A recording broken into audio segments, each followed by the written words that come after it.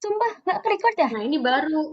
Enggak. Ini Tapi baru aku ada. nyatet kok, nyatet jawaban dia yang ini sih, yang emang ada catatannya, yang Sumpah. emang ada catatan tadi. Sumpah. Tak kira tadi udah ke-record. Karena, oh tadi kan aku matiin ya.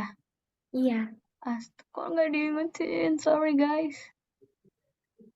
Apa aku nyatet kok Sama tadi. aja pakai HP juga nggak in. Masuk ya, Kak. Ini aku sih, tapi apa mau gantian? Boleh, boleh Aku gantian. kemarin ada dua sih. Siapa? Berarti aku dua, Salwa dua, Farel satu ya kemarin. Iya, tapi kalau kalau Salwa capek nggak apa-apa, gantian juga boleh. Tapi nggak apa lah, Tapi sekalian. gantian aja Sekalian. nggak apa-apa. Antar Udah, saling bantu gitu kan. udah aku catat sih soalnya. Takutnya nanti yang lain aku belum baca kan. Jadi aku Oh, belum oke oke.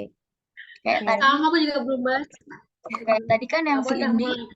yang Indi itu yang dia Hah? katakan itu hmm,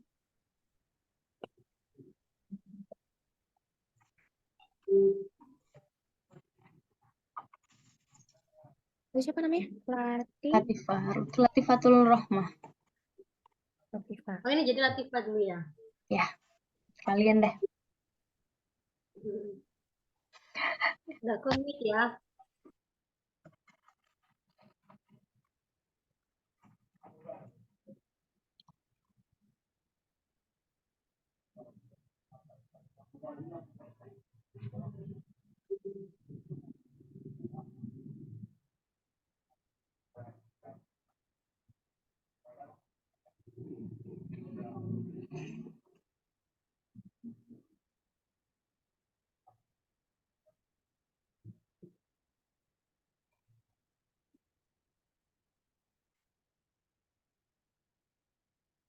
Hai, selamat malam. Assalamualaikum.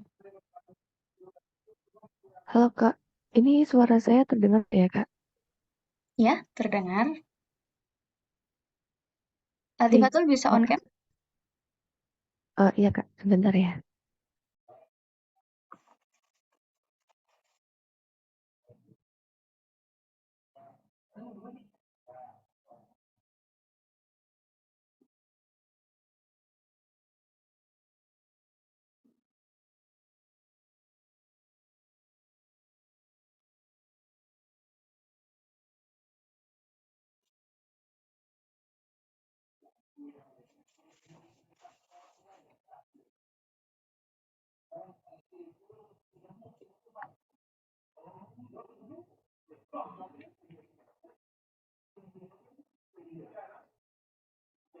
Oke, udah siap?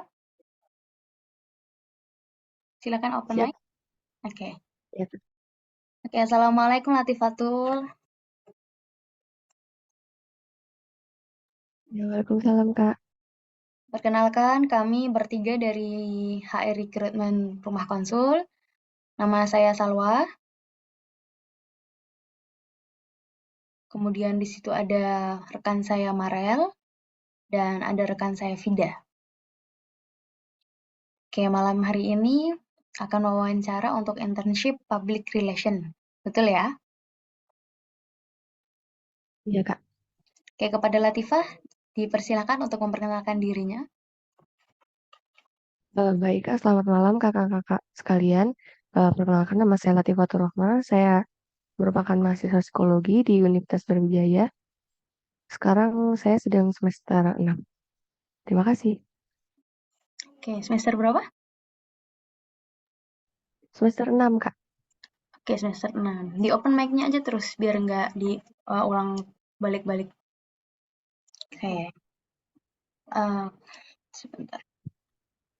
Latifah, tahu dari mana nih informasi lowongan internship public relation di Rumah Konsul? Tahu dari feeds Instagramnya Rumah Konsul sih Kak. Oh, berarti ngikutin ya? Iya. Hmm, iya, iya, iya. Kalau misalkan menurut Latifah sendiri, kelebihan dan kekurangan diri Anda apa? Nah, kalau untuk kelebihannya sendiri mungkin lebih ke manajemen karena saya sudah beberapa kali memegang project juga dan sekarang juga lagi megang project dan project saya ini udah berjalan sekitar 3 minggu dan selama 3 minggu ini projectnya juga lumayan berjalan dengan baik dan banyak progres juga. Terus juga selain itu saya juga apa ya, tipikal orang yang terbuka terhadap kritik. Jadi kalau misalnya saya sedang menjalani satu proyek, saya justru ingin mendapatkan kritik dari orang-orang gitu karena eh, kan yang merasakan dari kinerja saya itu juga orang-orang juga, bukan saya sendiri seperti itu. Kalau untuk kekurangannya sendiri mungkin lebih ke ini sih Kak. Sebenarnya saya agak mudah bosen. Jadi kalau misalnya saya melakukan sesuatu, saya lebih suka untuk exploring inovasi yang baru gitu dibandingkan melakukan pekerjaan yang stagnan gitu. Mungkin ke lebih itu aja sih Kak. Terima kasih. Oke. Kemudian tadi kan Latifah sudah nge-follow ya sama Rumah Konsul. Apa aja nih yang Latifah tahu mengenai Rumah Konsul Indonesia?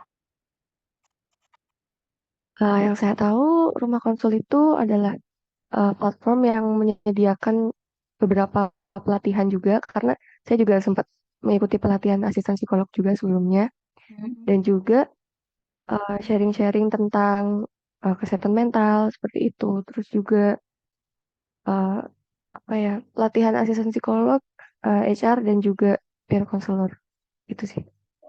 Oh gitu. Berarti sebelumnya udah pernah ya ikut beberapa kegiatan Rumah Konsul ya? Iya Kak. Kesibukannya apa nih saat ini?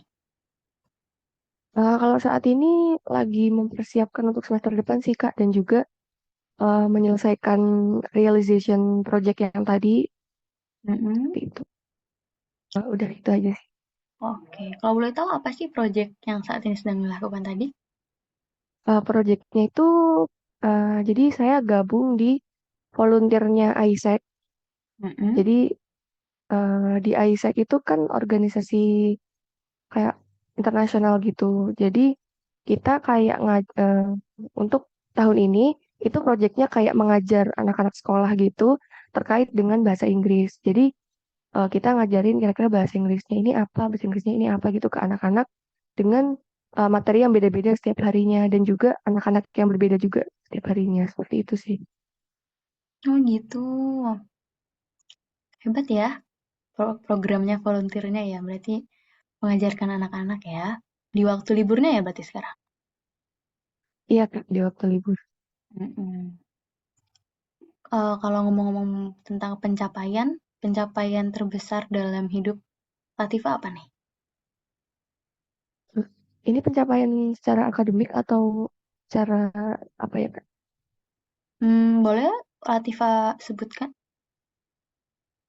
Kalau pencapaian selama akademik mungkin IPK ya, karena eh, saya saya sebenarnya dari awal udah berencana kalau misalnya IPK-nya itu harus segini gitu, dan sejauh ini IPK saya juga stabil gitu, maksudnya nggak yang turun-turun banget dan juga masih dibilang cukup tinggi gitu, dan saya cukup merasa apa ya, cukup puas karena bisa mempertahankan IPK tersebut sejauh ini. Untuk akademiknya seperti itu sih. Terus juga selama ini saya juga mengikuti beberapa pelatihan kayak esai atau mungkin penulisan seperti itu. Jadi karena sebelumnya saya juga nggak terlalu minat sama bidang penulisan seperti itu, tapi saya bisa mengikuti hal itu sejauh ini, menurut saya itu udah lumayan progres gitu Kak.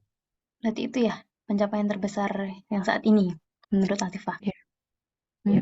Mhm. Hebat ya bisa mengalahkan yang sebelumnya nggak mau, sekarang jadi mau untuk menulis di situ. Bagaimana Anda menilai diri Anda sendiri?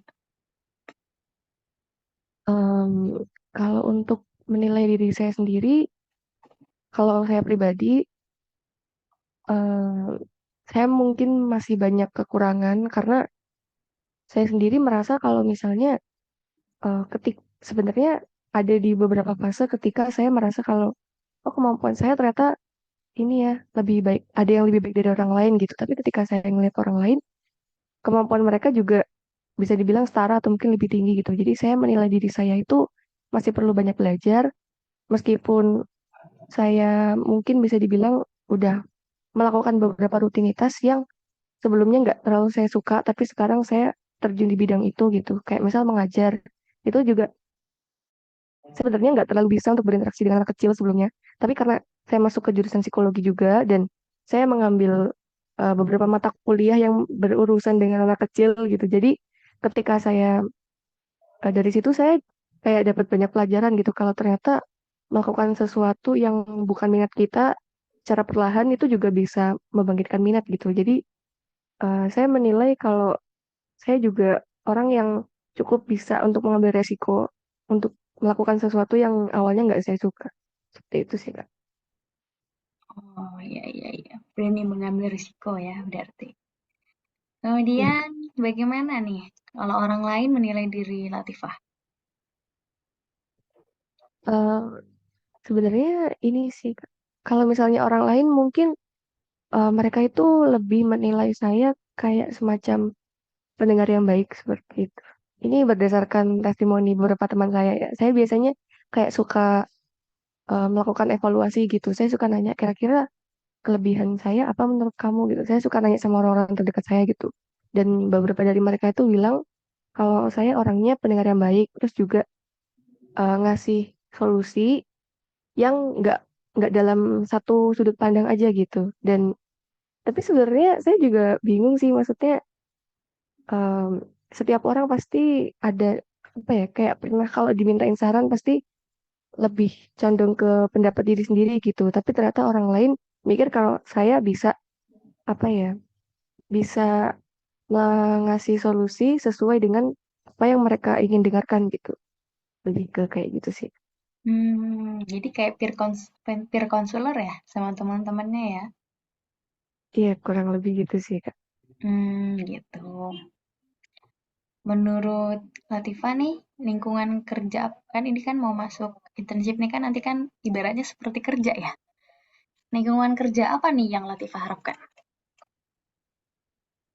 Yang saya harapkan lingkungan kerjanya cukup yang positif dan juga yang profesional aja sih, Kak. Karena sebelumnya saya ikut sebuah organisasi juga di jurusan dan saya kurang suka sama lingkungannya gitu. Karena untuk ketua divisinya sendiri itu kayak kurang mengayomi anggota-anggotanya seperti itu. Sehingga ketika anggotanya kesulitan atau apa, itu kayak dibiarin aja gitu. Dan apa ya, staf-staf lain tuh kalau misalnya ada kendala atau apa, mereka itu kayak lebih melibatkan masalah personal gitu. Jadi saya sedikit kurang ini sih.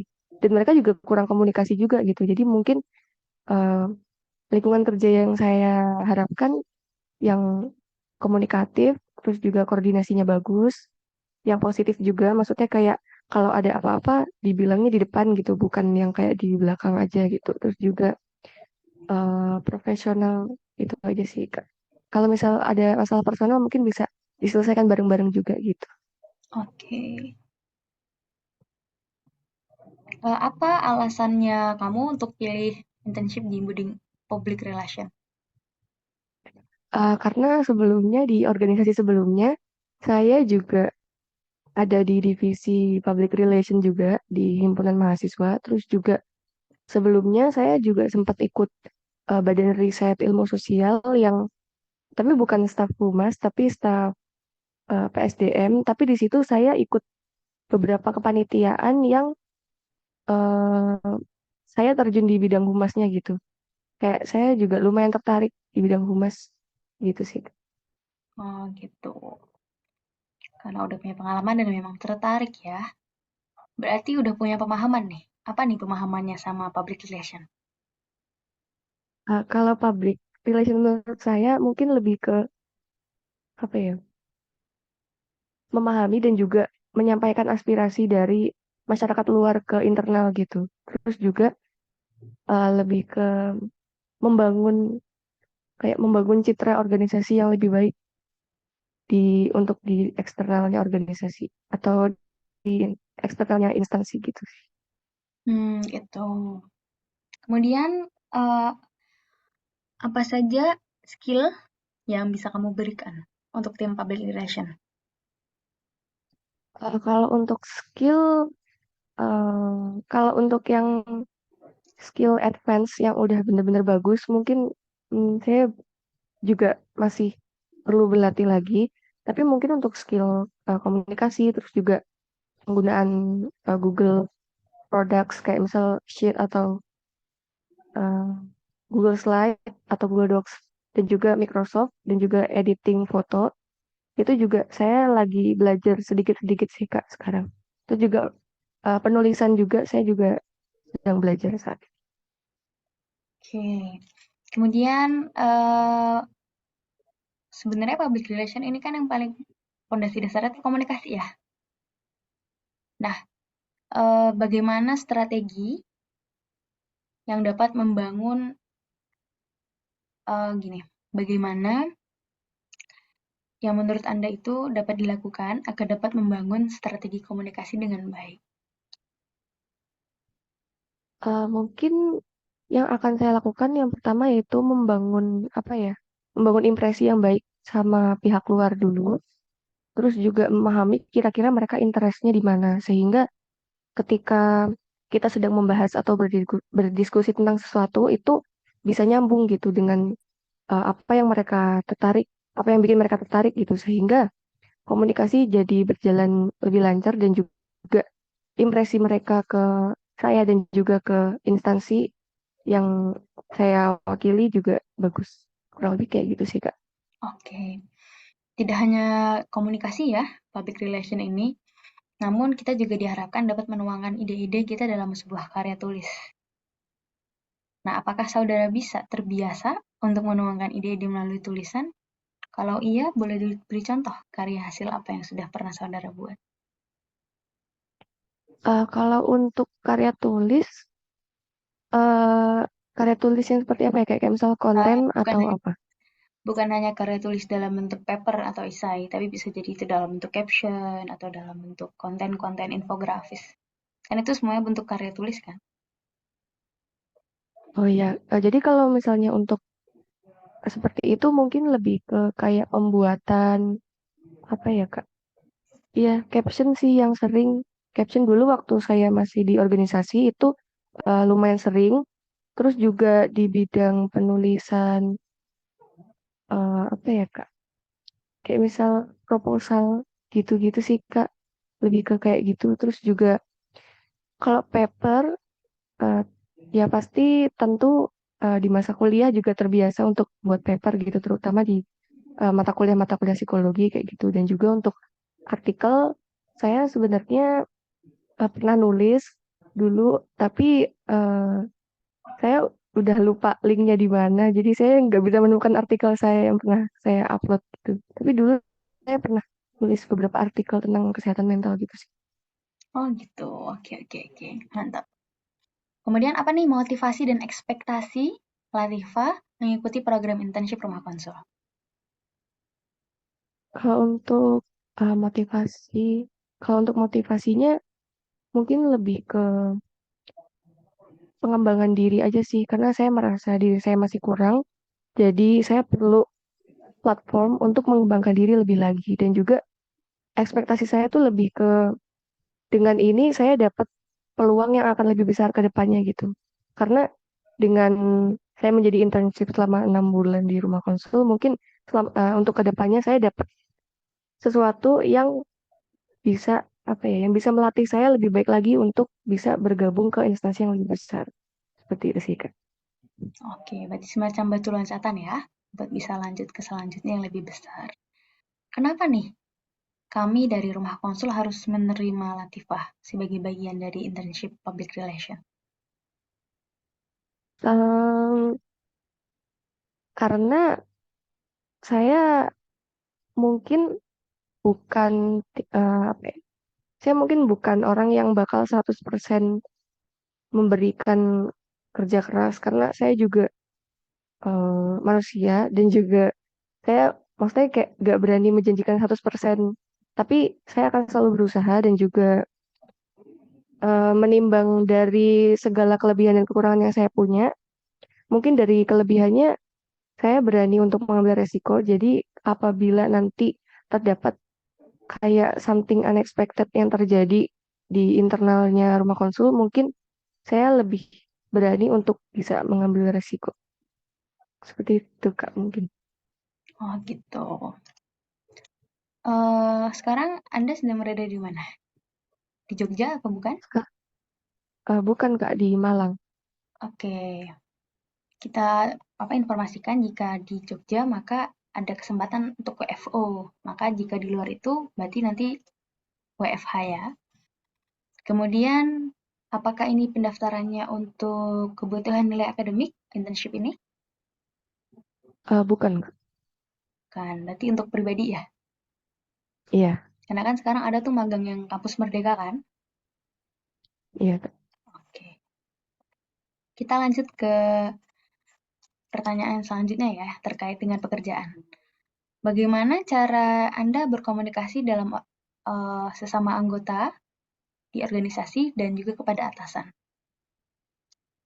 Kalau untuk sesama anggota organisasi, yang pertama mungkin saya deketin satu-satu dulu, karena kalau misalnya dideketin semua, mungkin akan ada yang cenderung lebih dekat dan ada yang cenderung kayak deket tapi nggak deket banget gitu. Jadi mungkin deketin satu-satu dulu, terus juga diajak ngobrol dengan baik sehingga kita bisa tahu nih kira-kira masing-masing orang itu tipe komunikasinya kayak gimana gitu. Mungkin ada yang orang yang tertutup, ada orang yang baru kenal udah terbuka kayak gitu. Jadi saya juga harus menyesuaikan diri kalau misalnya bergaul sama orang ini saya harus lebih kalem, kalau bergaul sama orang ini saya harus lebih membuka diri supaya orangnya juga tertarik untuk lebih terbuka kepada saya kayak gitu. Kalau untuk atasan sendiri, saya mungkin belum ini sih, belum ada pikiran harus komunikasi kayak gimana. Yang penting saya menghormati atasan dan juga mengkomunikasikan segala hal yang saya alami, entah itu masalah atau progres kepada atasan dengan bahasa yang baik tentunya. Terus juga berusaha untuk membangun kepercayaan atasan yang sudah diberikan kepada saya. Kayak gitu sih. Oke, kemudian ketika kita komunikasi tuh kadang ada aja selisih pendapat ya. Bagaimana cara Anda menyampaikan ketidaksetujuan? Kalau untuk saya sendiri, apabila hal itu dalam forum besar, mungkin saya perlu pertimbangan juga karena terkadang kalau misalnya kita ingin mengkritik sesuatu itu kan berdasarkan apa yang kita tahu sendiri gitu. Jadi mungkin untuk sebelum menyatakan ketidaksetujuan itu mungkin lebih harus dipertimbangkan dulu, harus dipikir dulu gitu. Dan juga mungkin bisa tanya-tanya dulu sama orang terkait yang menyatakan pendapat tersebut, apa alasan mereka untuk menyatakan pendapat tersebut. Seperti itu sih. Kalau misalnya pendapat tersebut mungkin bisa ditoleransi dari segi alasannya, mungkin saya juga akan mempertimbangkan pendapat saya juga. Oke. Gitu. Kemudian dalam kerja ini kita membutuhkan komitmen. Bagaimana Anda memaknai komitmen bekerja? Saya memaknai komitmen bekerja dengan eh, niat tentunya dari awal karena saya tipikal orang yang lumayan terjadwal. Jadi dari awal mungkin saya udah tahu gitu, saya harus kemana, saya harus ngapain. Terus juga kalau misalnya saya diterima 6 bulan, saya kerja di sini, saya harus, selayaknya, saya juga harus tahu diri gitu. Kalau misal saya udah mendaftar dan resikonya kalau udah terima, saya harus bisa berkomitmen gitu. Jadi untuk komitmennya mungkin lebih ke karena saya melakukan sesuatu dengan terjadwal, jadi saya harus bisa melakukan itu sesuai dengan jadwal yang sudah saya buat gitu. Saya nggak bisa kalau misalnya dari awal mungkin oke saya akan berkomitmen gitu selama 6 bulan, tapi ternyata kegiatan saya nggak sesuai jadwal gitu dan itu akan membuat saya frustrasi gitu. Jadi untuk itu mungkin lebih ya kurang lebih kayak gitu sih Kak. Kalau Anda diterima nih, bentuk komitmen apa yang akan Anda lakukan sesuai dengan bidang public relation? Tentu dengan membangun citra yang baik yang pasti, terus Mhm. juga menunjukkan skill dan juga sesuatu yang saya punya dan juga lebih ke melakukan sesuatu yang belum pernah saya lakukan gitu supaya lebih bisa mengurangi intensitas saya untuk merasa bosan gitu sih Kak. Oh gitu, iya iya iya. Eh, Jika Anda melakukan kesalahan dalam organisasi, bagaimana cara Anda bertanggung jawab? Saya bertanggung jawab dengan mengkomunikasikannya, yang pertama mengkomunikasikannya. Setelah itu eh, saya berusaha, saya ber apa ya? Saya kayak konsultasi, membahas permasalahan saya dengan rekan-rekan saya yang lain dan juga atasan saya. Karena sebagai seorang tim, saya nggak bisa menyelesaikan masalah saya sendiri. Jadi eh, karena kita satu tim dan juga pekerjaan harus ditanggung bersama, kalau misalnya saya melakukan kesalahan, saya akan minta kayak semacam saran kira-kira saya harus kayak gimana. Dan juga yang pasti saya akan introspeksi diri dan melakukan proses apa ya, evaluasi kayak misal kalau misalnya ada hukuman atau apa, saya harus mau mau nggak mau harus melakukan hal tersebut karena itu sudah menjadi peraturan Konsekuensi. yang ada. Ya, sudah konsekuensinya gitu. Kalau ternyata nanti relasi Anda dari pekerjaan itu dengan yang lain itu buruk, apakah Anda tetap melakukan pekerjaan? Kalau mungkin untuk melakukan pekerjaan mungkin karena saya memiliki prinsip profesionalisme. Jadi kalau untuk relasi internal mungkin saya akan tetap melakukannya tapi dengan perlahan dan juga masih dengan keyakinan bahwa relasi ini masih bisa diperbaiki kayak gitu. Karena kita dalam satu tim juga dan kita nggak bisa kerja maksimal kalau misalnya salah satu dari kita ada yang relasinya buruk gitu. Kurang lebih kayak gitu sih. Tadi kan Anda juga sudah ceritakan di organisasi yang Anda lakukan sekarang tuh ada semacam tidak apa gimana ya gak enak juga kan relasinya kan. Tapi Anda tetap melakukan pekerjaan dari organisasi itu sampai sekarang? Iya Kak, kemarin juga eh, sudah apa namanya selesai juga masa kepengurusannya. Jadi saya tuntaskan sampai selesai gitu sih Kak. Oh gitu. Oke. Anda tipe orang yang bekerja bagaimana? Apakah harus teratur, rapih, atau sering multitasking? Kalau saya lebih mungkin ya mungkin lebih teratur sih. Tapi juga kalau misalnya multitasking juga bisa, tapi itu akan lebih membuat pekerjaan. Saya merasa kalau multitasking tuh membuat pekerjaan saya lebih berantakan gitu. Jadi Hmm, mungkin saya bisa dua-duanya, tapi saya lebih memilih untuk menjadi teratur daripada multitasking gitu sih. oke. Jika ada salah satu rekan kerja Anda yang berhalangan untuk melakukan tugas, apakah Anda bersedia untuk mengambil alih tugas rekan tersebut? Em, Kalau itu mungkin bisa didiskusikan dulu dengan orangnya, kira-kira eh, orangnya mau atau tidak saya menggantikan orang tersebut, Hmm? dan juga peran apa yang harus saya gantikan gitu. Karena kalau misal melakukan peran yang mungkin di luar hal yang pernah saya lakukan, saya harus perlu banyak latihan lagi gitu. Nggak bisa yang kayak langsung harus gantiin gitu. Tapi kalau misalnya situasinya mepet atau gimana, ya sebisa mungkin saya akan latihan dengan waktu yang seminimal mungkin gitu. Seperti itu. Tapi saya tetap bersedia membantu. Gitu. Bagaimana respon Anda ketika Anda harus bekerja di luar waktu yang telah ditentukan? Kan tadi katanya Anda orang yang rapih nih. Nah, kalau misalkan nih harus kerja di luar waktu yang telah ditetapkan bagaimana? Telah Anda tetapkan. Kalau itu sebenarnya itu nggak bisa saya kendalikan juga sih Kak. Jadi sebenarnya saya tuh mungkin lebih memilih jadi seorang yang teratur, tapi saya juga di sisi lain berusaha untuk mengekspektasikan sesuatu yang nggak saya ekspektasikan sebelumnya gitu. Karena pasti itu selalu terjadi kan, dimanapun mau serapi apapun kita, kayak tetap ada sesuatu yang bisa terjadi di luar kendali gitu. Dan karena itu nggak bisa nggak bisa saya tentukan juga harus kayak gimana, jadi saya harus mulai belajar untuk fleksibel juga sih ke depannya gitu sih. Tapi mungkin akan lebih ini ya tertekan sedikit, mungkin ngerjainnya sambil nangis atau ngerjainnya sambil agak gimana gitu. Tapi saya akan tetap melaksanakan tugasnya sampai selesai gitu sih, Kak. Meskipun dengan Ya kayak gitu. Ya, paham-paham. Tadi sudah bahas tentang respon tadi. Sekarang Anda suka bekerja sendiri atau tim? Terus tolong dijelaskan secara konkret atau yang biasa Anda lakukan selama ini. Kalau untuk bekerja, kalau misal ini bekerja kuliah atau bekerja di Kerja, organisasi kerja, gitu. ya, organisasi. Kalau untuk organisasi, saya tipikal orang yang sebenarnya bisa dua-duanya, tergantung dengan lingkungannya.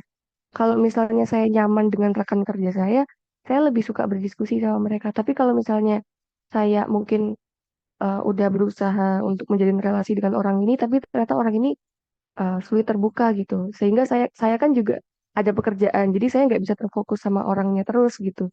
Jadi saya mungkin lebih ke kalau udah kayak gitu, saya langsung kayak oke bagi tugas aja gitu. Kamu ngerjain ini, aku ngerjain ini. Ntar kalau misalnya ada yang susah, kamu bisa komunikasi ke aku dan sebaliknya kayak gitu. Jadi lebih ke kayak gitu sih Kak. Tapi Jadi lebih suka ya yang mana? Sendiri atau tim? lebih lebih suka kerja tim kalau lingkungannya enak. Berarti ada notes-nya ya, kerja timnya. Ya, Bagaimana nih kalau tim, cara Anda menjaga kekompakan dalam tim? Sedangkan tim itu kan pasti beda-beda tipe karakternya. Tolong disebutin juga langkah spesifik yang dapat Anda lakukan. em, mungkin kalau untuk menjaga kekompakan tim itu yang pertama mungkin kurang lebih sama kayak menjalin hubungan dengan eksternal juga karena saya kan nanti kerja sama orang-orang yang nggak saya kenal juga gitu. Jadi yang pertama mungkin saya akan membangun impresi, terus juga saya deketin satu-satu dan saya cari tahu gitu kira-kira eh, dia orangnya kayak gimana, cara komunikasinya kayak gimana. Kalau udah kayak gitu, saya tinggal cari apa yang dia sukai dan berusaha untuk menyamakan topik gitu. Jadi kita lebih ke menyatukan pikiran gitu sih Hmm, untuk bisa mencapai kekompakan dalam tim gitu. gitu Kayak itu. gitu sih. Oke, oke, oke. Kemudian sekarang terkait dengan target kerja. Apa yang akan Anda lakukan kalau diberi target tapi itu di luar dari kemampuan yang dapat Anda capai? Coba ceritakan juga berdasarkan pengalamanmu. Eh, baik. Kalau misalnya saya diberikan target yang di luar kemampuan saya, mungkin em, apa ya? Karena saya dari awal juga sudah lumayan banyak melakukan sesuatu yang di luar kemampuan saya, mungkin saya sedikit terbiasa walaupun agak terdapat tekanan juga. Kalau kayak gitu, selama ini yang pernah saya lakukan mungkin lebih ke banyak berkonsultasi dengan orang yang sudah berpengalaman gitu. Kalau di organisasi mungkin ke ketua divisi atau mungkin ke SC. Jadi saya komunikasi pribadi dengan mereka, terus nanya kira-kira jadi peran ini tuh kayak gimana, terus juga apa hambatannya dan juga apa yang pengen apa ya orang lain tuh berekspektasi apa sama peran ini gitu, sehingga saya bisa mewujudkan peran tersebut kayak gitu sih. Oke, gitu. Terakhir nih, apakah Anda pernah mengalami kegagalan dalam hidup? Kemudian, apa yang kamu pelajari dari kegagalan tersebut?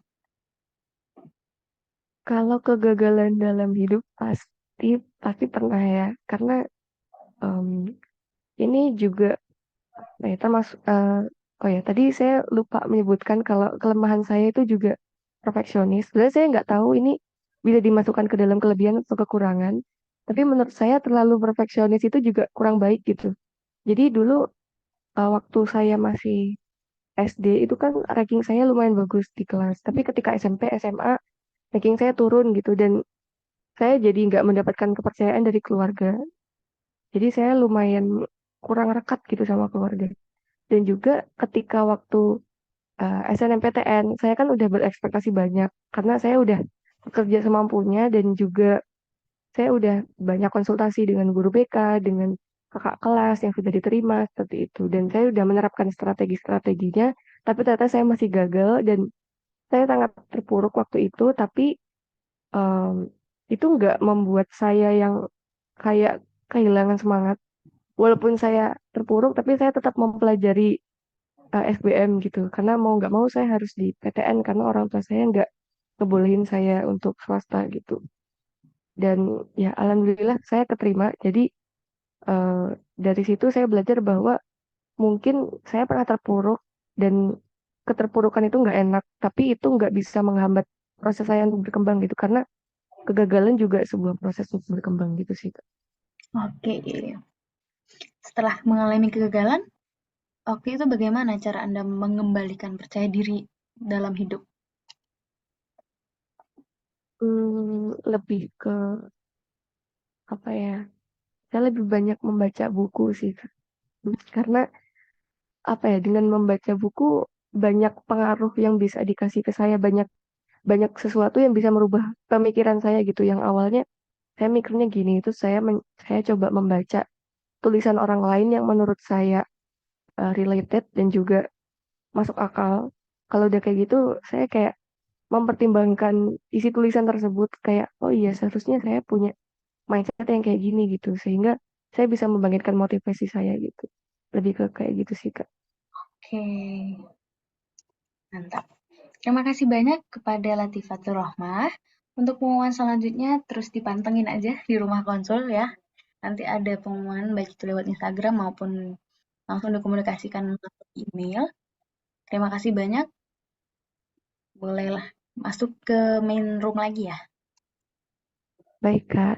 Terima kasih kakak-kakak semuanya sudah menyempatkan waktu. Sama. Sama-sama. Saya izin lihat ya.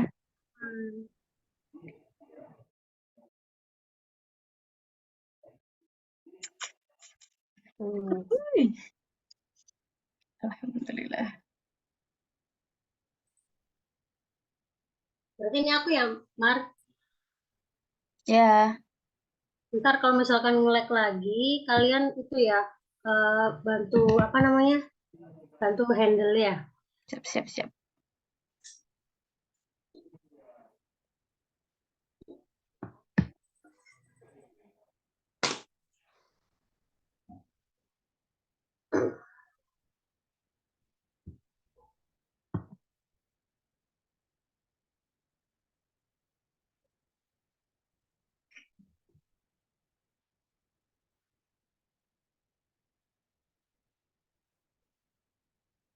Jadi udah di ACC ya?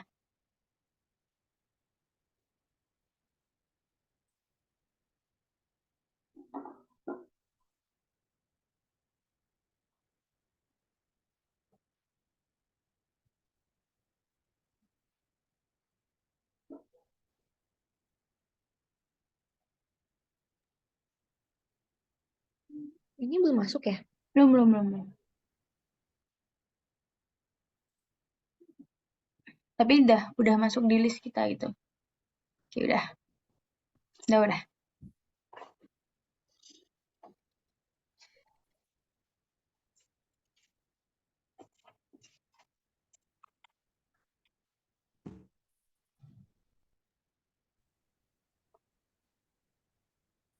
Ya, halo, selamat malam, Maria Fitri Ningsih ya.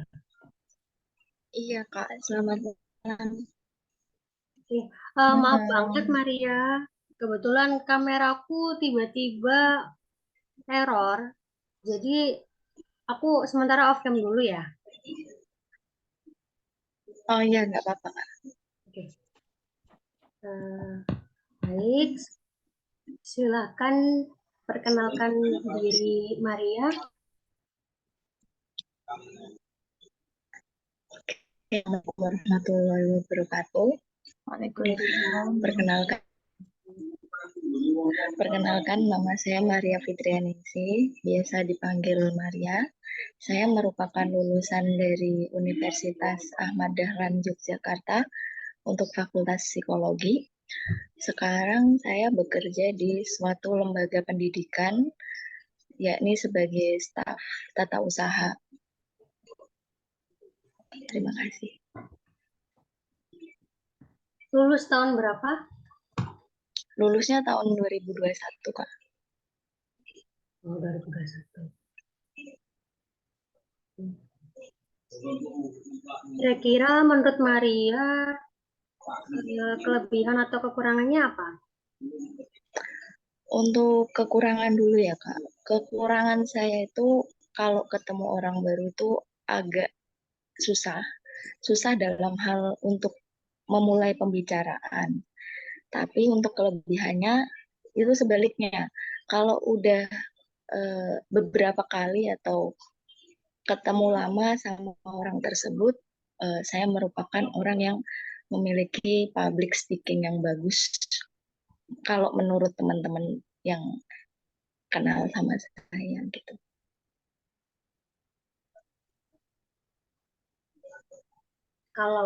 Berarti itu kalau kelebihannya kamu bisa public speaking sama orang yang baru gitu ya? Sama orang yang lama, Untuk sorry. untuk awal susah, tapi kalau untuk yang lama bagus.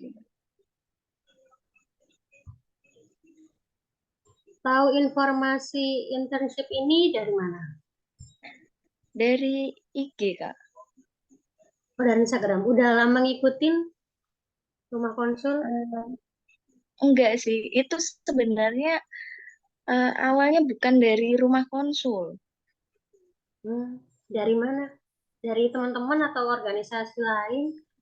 Iya, dari organisasi lain, cuman lupa tepatnya apa waktu itu Kak. Oke. Eh, Setelah follow Instagram rumah konsul, yang kamu ketahui tentang rumah konsul itu apa?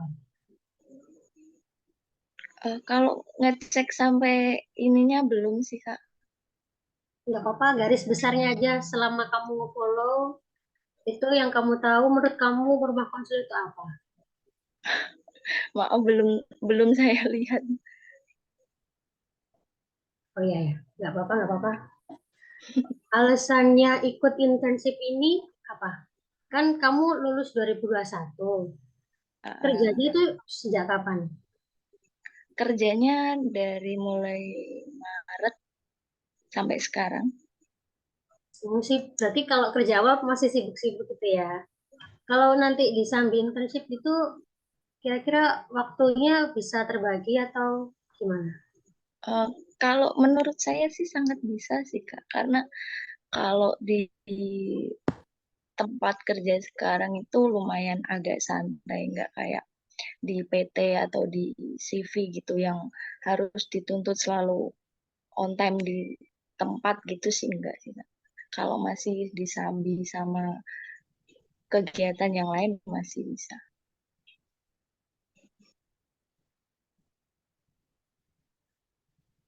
Sekarang usianya Maria berapa tahun? 24, 25, mau 25, jalan 25. Mau 25. Selama hampir 25 tahun ini, menurut Maria ada pencapaian terbesar apa? Bisa tolong diceritakan? Kalau pencapaian terbesar ya ini menyelesaikan itu sih Kak, skripsi terakhir itu. Kalau selain yang skripsi, Belum ada sih. Kalau menurut saya momen yang paling sangat ini dia di skripsi itu karena jalan di skripsi itu nggak mungkin ya, mungkin nggak semudah yang lain. waktu itu skripsinya ambil apa? Peminatan atau penjurusannya Ngambil atau tema klinis, skripsinya? ya ngambil klinis peminatannya. Oh, ambil ini. Menurut Maria, kamu menilai diri kamu itu seperti apa?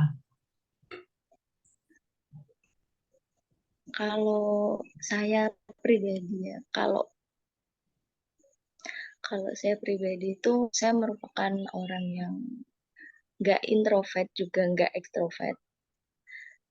Kalau di rumah ya cenderung diem, tapi kalau udah sama orang ya bakalan ngomong gitu. Kalau emang sama orang yang tepat.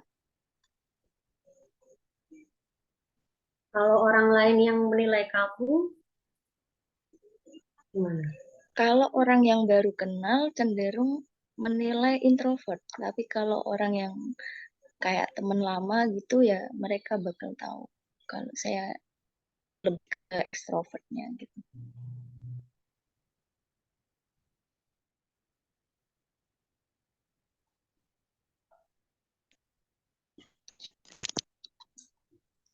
Ini kamu basicnya dari psikologi kan ya? Heeh. Alasan kamu milih internship di public relation apa? Kan internship itu banyak ya. Mungkin Heeh.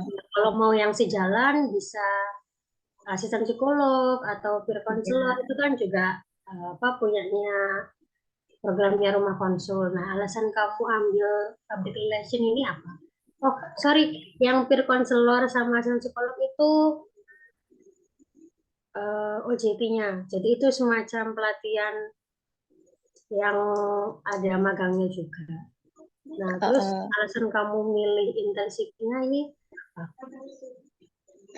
Kayak yang saya bicarain di awal ya Kak. Jadi kalau saya itu sama orang yang udah lama kenal, itu suka ngomong gitu, suka bersosialisasi. Tapi kalau sama orang baru atau di kondisi yang baru itu saya cenderung lebih pendiam, takut, kurang percaya diri gitu. Nah, makanya kenapa saya lebih memilih public relationship itu ya untuk mengasah kemampuan yang mungkin terpendam di dalam diri saya sehingga mampu muncul ke permukaan gitu, Mbak.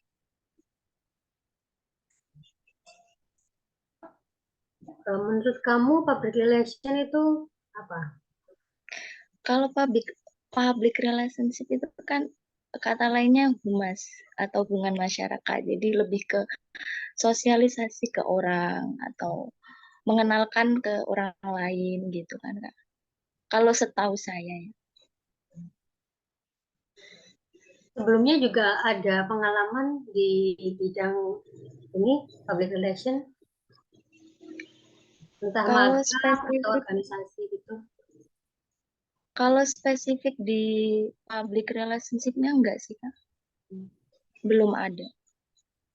Tapi kalau yang tadi menurut kamu public relation itu humas, di humasnya ada pengalaman.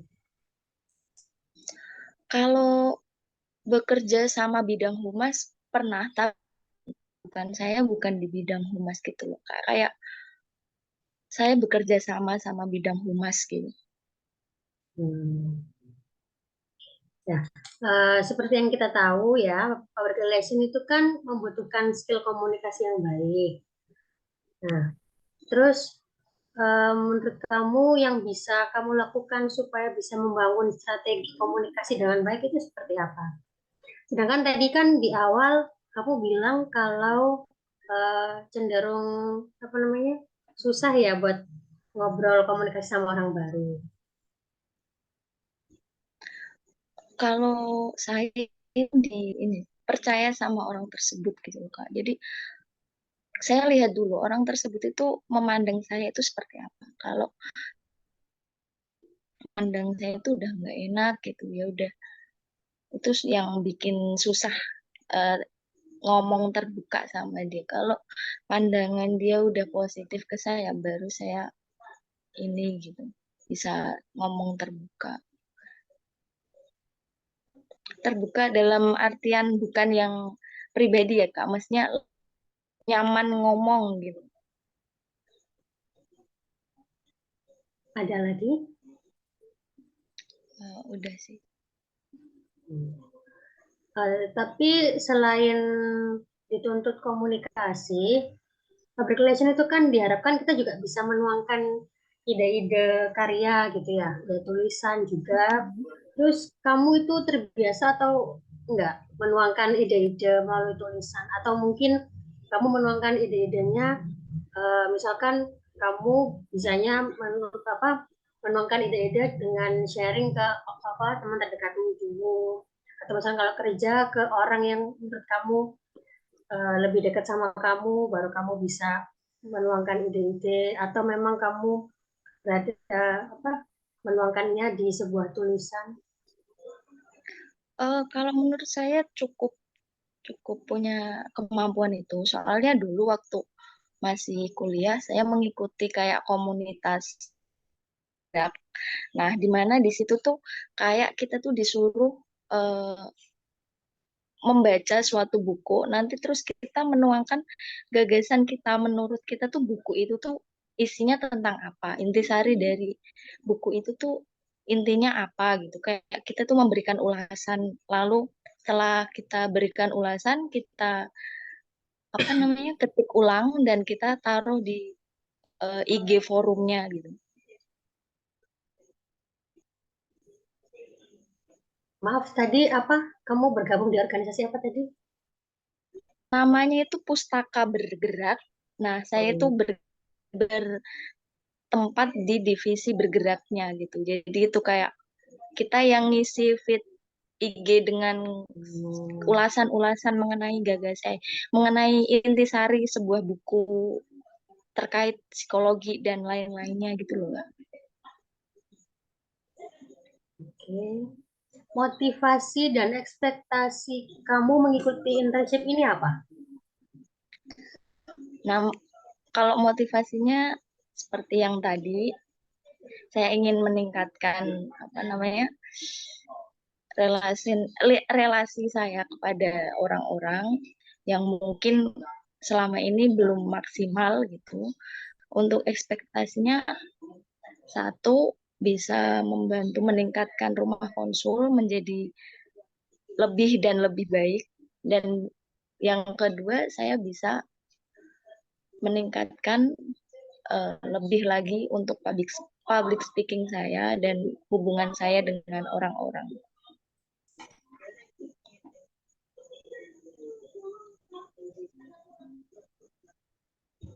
Kira-kira menurut kamu, kenapa kami harus menerima kamu internship di public relation? Sesuatu apa yang bikin kita tuh, oh iya Maria bisa nih gabung internship di rumah konsul.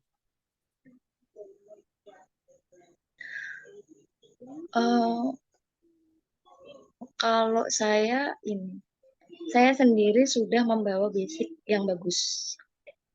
Tidak hanya satu orang teman atau dua orang yang mengatakan bahwa saya itu kalau berhubungan sama orang itu cukup bagus, namun kekurangannya masih di situ tadi. Jadi semisal kalau saya diterima intern di rumah konsul, saya mungkin bisa membantu untuk meningkatkan dalam hubungan orang lain untuk mengenal apa sih rumah konsul tersebut gitu.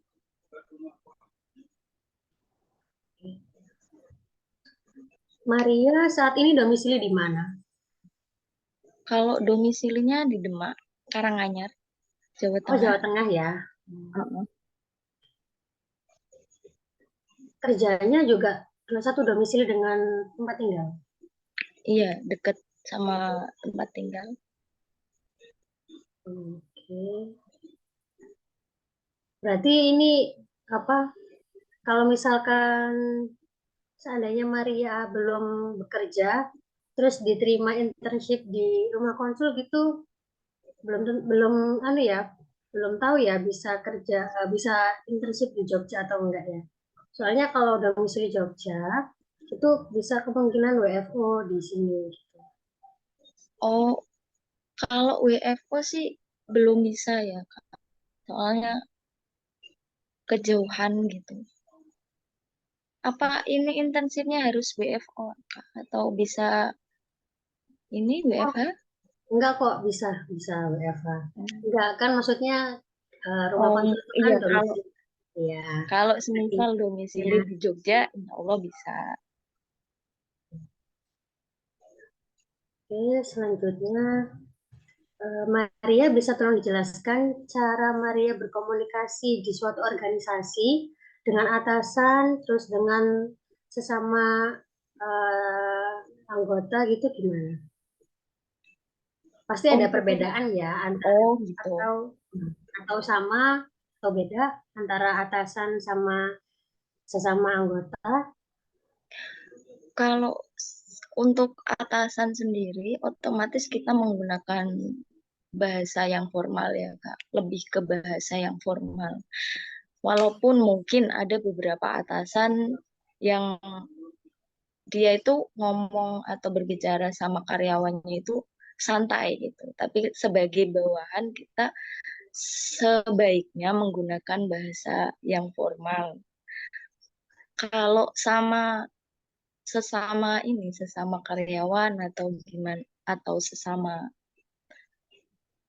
apa namanya tingkatan gitu ya mungkin lebih ke bahasa yang santai. Soalnya kan dalam organisasi sendiri dia itu kalau menggunakan bahasa formal untuk di sebuah organisasi dipukul rata dengan bahasa formal itu membuat organisasi tersebut itu kaku gitu.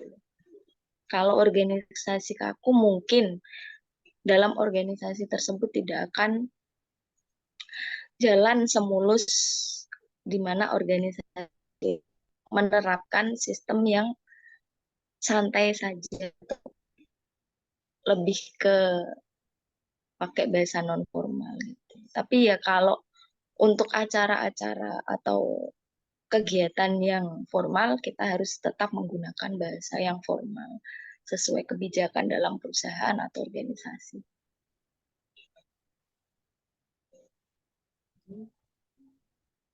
Eh, sesama sesama individu, sesama manusia, antar individu itu kan pasti ada selisih pendapat ya. Nah, bagaimana cara kamu menyampaikan ketidaksetujuan antara pendapat si A misalkan sama pendapatmu itu caranya seperti apa?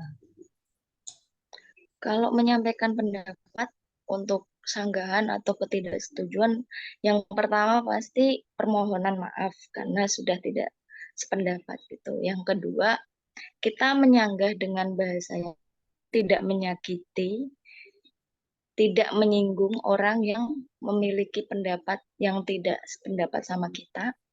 Yang ketiga, kita memberikan alasan yang logis. Kalau bisa kita memberikan sebuah contoh nyata untuk mendukung kenapa sih pendapat lebih daripada pendapat sebelumnya.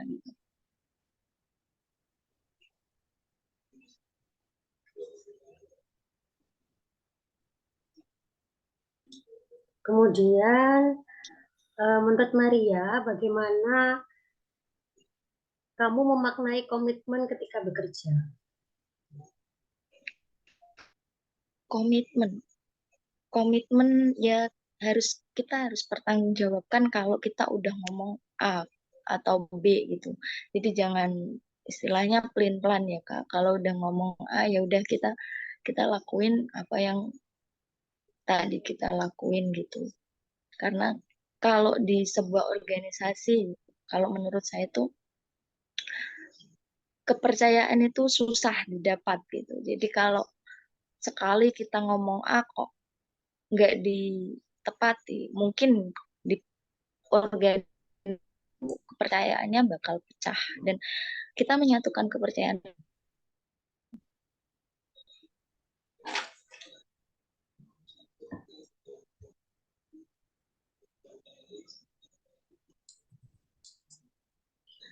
Kalau seandainya Maria diterima nih bergabung sebagai internship di rumah konsul, kira-kira apa yang bisa Maria lakukan di bidang yang sesuai dengan public relation? Mungkin lebih ke mengenalkan ya Kak. Rumah konsul tuh sebenarnya apa sih?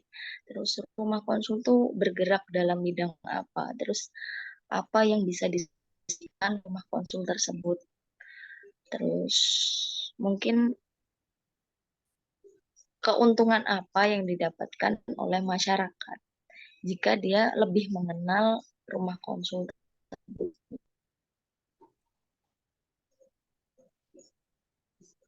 Itu lebih ke yang kamu lakukan untuk di luar itu ya, di luar rumah konsul ya. Kalau komitmen yang kamu lakukan untuk eh, di dalam rumah konsulnya sendiri, Ya mungkin ya saya mungkin akan lebih bertanggung jawab ya Kak sama job desk yang diberikan kepada saya, tidak mangkir atau tidak pergi tanpa ada izin gitu. Kalaupun mungkin ada sesuatu hal yang mendesak saat semisal kayak ada rapat atau ada Zoom gitu. Mungkin saya bakalan izin dan memberikan alasan yang logis untuk ketidakhadiran saya.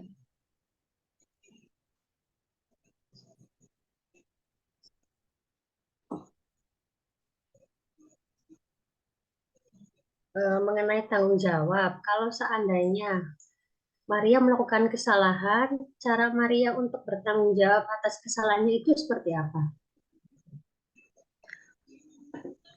Kalau memang saya melakukan kesalahan, yang pertama pasti minta maaf. Yang kedua, saya memperbaiki apa sih atau di mana sih kesalahan saya sehingga hal itu membuat saya itu kena teguran.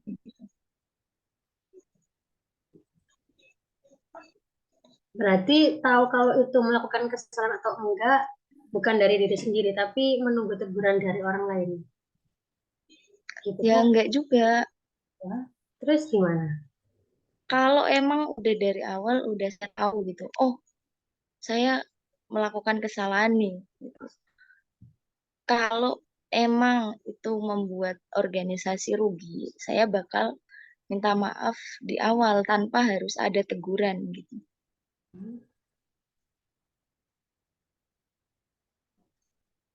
Berarti tanggung jawabnya minta maaf saja atau mungkin ada bentuk tanggung jawab yang lain? Enggak, semisal kesalahannya ini kayak disuruh upload atau apa gitu di IG gitu kan Kak, semisal. Nah, ternyata saya lupa atau gimana gitu. Atau kontennya belum jadi gitu, semisal. Nah, di waktu itu juga bakal saya perbaiki kesalahan itu.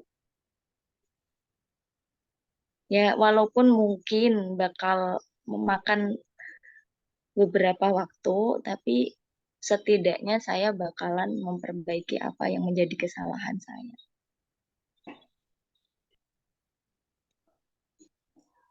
Kalau nanti seandainya Maria ada relasi buruk yang menurut kamu dengan teman kerjamu, terus gimana?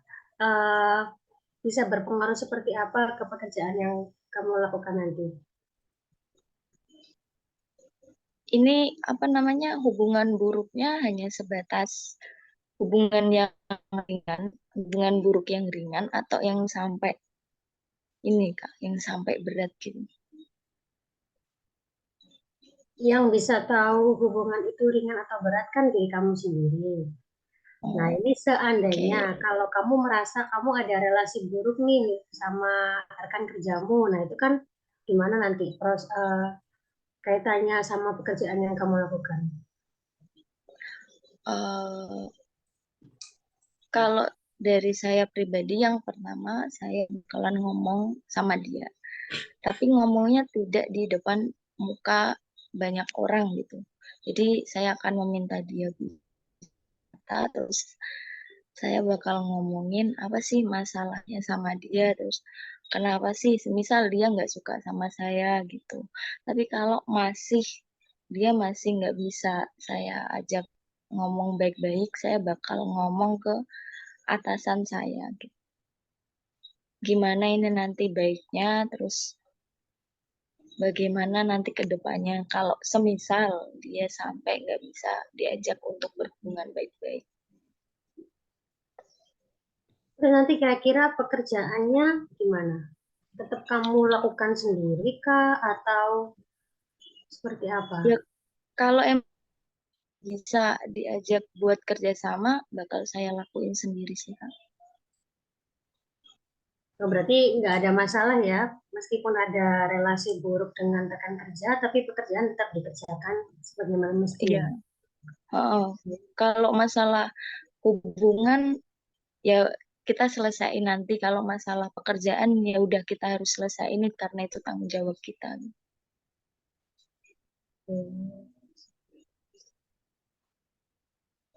Cara kerja Maria selama ini seperti apa? Maria itu suka yang rapi, tersusun, atau multitasking? Kalau multitasking enggak, Kak. Soalnya saya tuh lebih ke kalau udah ngerjain satu hal itu menyelesaikan itu terlebih dahulu gitu. Istilahnya nggak gupek sama pekerjaan yang lain. Kalau belum sampai selesai, eh, susah buat ngalihin ke pekerjaan yang lain.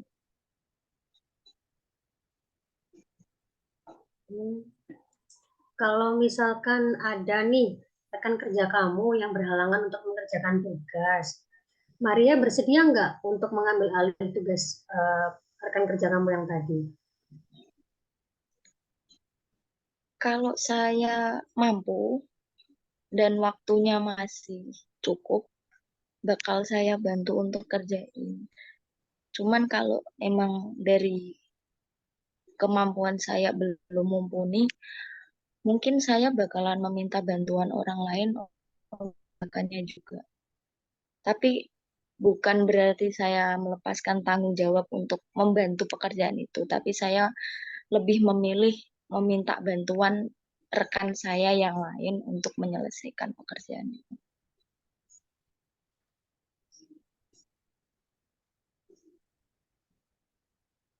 Kalau seandainya kamu harus bekerja di luar waktu yang telah kamu tetapkan, kamu tentukan, gimana?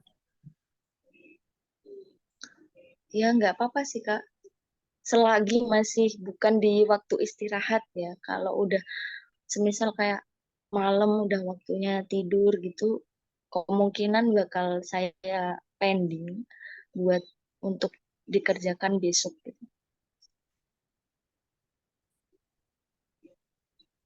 Oh, berarti apa tetap tetap mengerjakan di jam dan hari kerja gitu ya, di waktu kerja. Selain itu nggak bisa.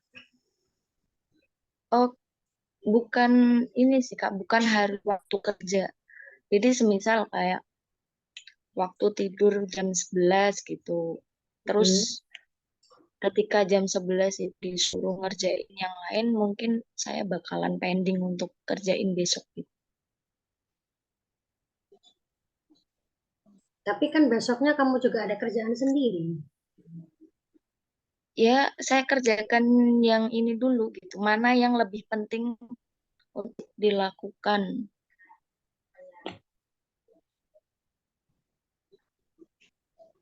Maria lebih suka kerja sendiri atau sama tim? Bisa Kerja dijelaskan alasannya sendiri juga. untuk yang menuntut ketelitian, saya lebih suka untuk bekerja sendiri tanpa ada gangguan orang lain. Tapi kalau untuk masalah menulis ide atau gagasan, saya lebih ke tim sih Kak, karena bisa sharing, bertukar pikiran gitu. Oh, berarti menyesuaikan pekerjaannya ya. Mm-mm. Oh. Cara kamu menjaga kekompakan tim seperti apa? Kalau menurut saya ya, tim yang solid itu dari komunikasi ya Kak. Kalau salah satu anggota tidak terbuka atau kurang nyaman sama organisasi tersebut bakalan pecah. Jadi yang saya organisasi itu komunikasinya terlebih dahulu. Kalau dia bisa terbuka dan nyaman sama organisasi tersebut, kesulitan dalam tim pasti akan ini muncul secara bebarengan sama majunya organisasi tersebut. Berarti langkah yang spesifik menurut kamu eh, komunikasi dalam tim ya. Oh,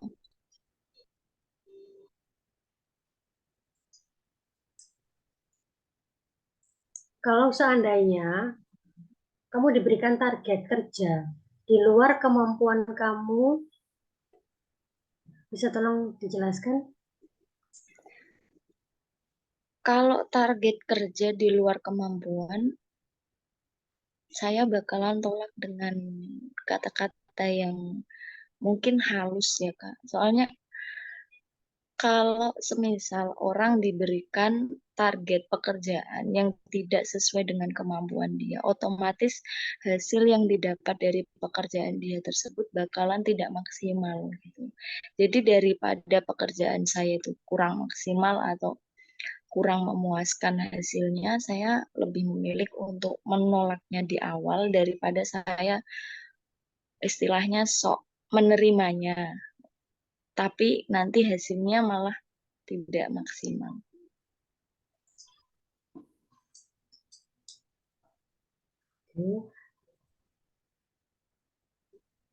Selama hampir 25 tahun ini, pasti namanya hidup ya, seperti roda kan, berputar. Nah, menurut kamu, pernah nggak selama hampir 25 tahun ini ada pengalaman kegagalan? Terus yang kamu pelajari seperti apa dari kegagalan tersebut? Pengalaman kegagalan ya seperti yang saya sebutkan tadi waktu skripsi itu ya Kak. Waktu skripsi itu saya ada masalah pribadi gitu yang membuat saya itu kayak ngerjain skripsinya itu stuck tanpa ada kemajuan sama sekali. Terus dari pihak luar, dari teman-teman saya itu kayak kenapa sih harus stuck gitu? Apa nggak bisa dicari jalan keluarnya gitu? Terus, saya berpikir, oh ya benar kalau saya terpuruk dengan masalah ini, masa depan saya bakalan terpuruk juga gitu. Dari situ saya langsung lebih ke ya udah masalahnya mungkin bakalan selesai nanti pasti bakal lupa gitu. Jadi saya langsung kerjain sesuai deadline. Dari situ saya berpikiran seperti ini. Nggak semua masalah itu bisa menghancurkan masa depan. Jadi kalau kita pasti setiap manusia memiliki masalah, tapi di masalah tersebut bisa selesai kalau kita juga memiliki pandangan ke depan gitu Pak.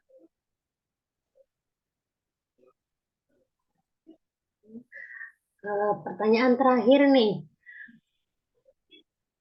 setelah kamu mengalami kegagalan, cara kamu supaya bisa mengembalikan rasa percaya diri kamu seperti apa? Nah, kan tadi kan katanya sempat stuck ya. Nah, Oh, itu caranya seperti apa?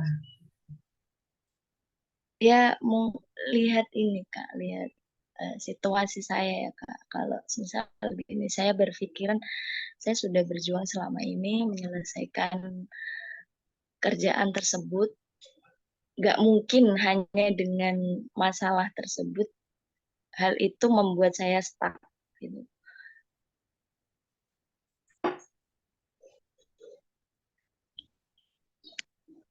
Oke, ada tambahan lagi? Menurut saya cukup sih Kak. Oke, kalau begitu terima kasih Kak Maria. Saya akhiri ya. Silakan kembali Iya, ke main room ya. Jangan leave dulu ya, kembali ke main room. Oke. iya, Terima ya kasih. terima kasih Kak. Ya, sama-sama. Selamat malam. Selamat malam.